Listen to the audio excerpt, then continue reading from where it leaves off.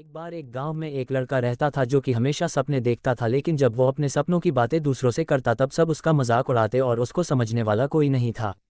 सब उससे यही कहते कि ये तुम्हारे सपने पूरे नहीं हो सकते क्योंकि तुम एक छोटे से गांव में रहते हो।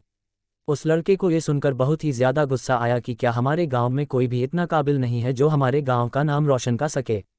अगर आज तक किसी ने हमारे गांव में सपने नहीं देखे और सफलता नहीं पाई तो कोई बात नहीं, मैं अपने गांव का नाम रोशन जरूर करूंगा।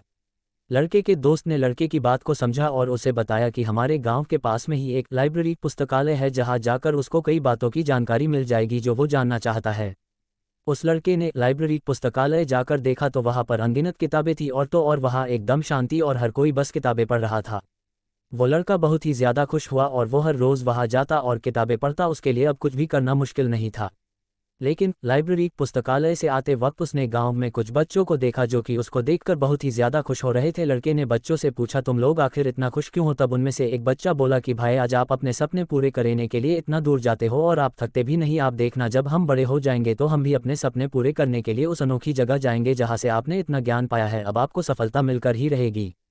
लड़का हंसकर बोला, सही कहा तुमने, मैं अपना सपना जरूर पूरा करूंगा, लेकिन क्या तुम्हें पता भी है कि मेरा सपना क्या है? बच्चों ने कहा, नहीं हमें नहीं पता। तब लड़के ने बताया, मैं अपने इसी गांव को शहर की तरह बनाना चाहता हूं। जैसे शहर में लोग पढ़ते लिखते हैं और तरक्की करते हैं, वैसे ही हमारे गांव के बच्चे भी तरक्की करेंगे। बच्चों ने सवाल पूछा कि आखिर ये होगा कैसे? लड़के ने जवाब दिया, जो भी मैंने लाइब्रेरी पुस्तकालय में सीखा है मैं वो सब कुछ तुम्हें सिखाऊंगा, तुम बस मुझे बता दो कि तुम बनना क्या चाहते हो। बच्चों ने अपने अपने सपने लड़के को बता दिए। अब लड़का रोज लाइब्रेरी पुस्तकालय जाता और बच्चों के ज़रूरत की सारी जानकारी एक किताब में चुपके से लिख लेता और बच्चों को वो सब कुछ सिखाता जो उसने अपनी किताब में लिखा है। अब लड़का अपना ही नहीं, बच्चों के सपनों के लिए भी मेहनत कर रहा था। कुछ वक्त बाद उस लड़के ने सिर्फ अपना ही नहीं बल्कि उन बच्चों का भी सपना पूरा किया। ये सब देखकर लड़के के दोस्त ने कहा, तेरा सपना तो एक महान राइटर लेखक बनने का था, तो तूने इन बच्चों पर अपना वक्त बर्बाद क्यों किया?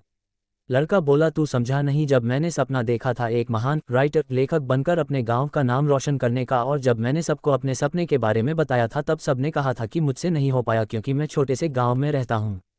आज देखना, इस छोटे से गांव के बच्चे ही अपने सपने पूरे करके इस छोटे से गांव के नाम को बहुत बड़ा बना देंगे। और देखना, जब ये सफलता पा लेंगे तो इनकी सफलता की कहानी मैं खुद लिखूंगा, तब मैं भी एक राइटर लेखक बन जाऊंगा, तब होगा मेरा सपना पूरा। सीख, इस कहानी से हमें सीखने को मिलता है कि अगर सफलता पाने के लिए कोई रास्ता न दिखे तो खुद रास्ता बनाना ही बेहतर होता है, क्योंकि सफलता भी उन लोगों को ही मिलती है जो कभी हार नहीं मानते।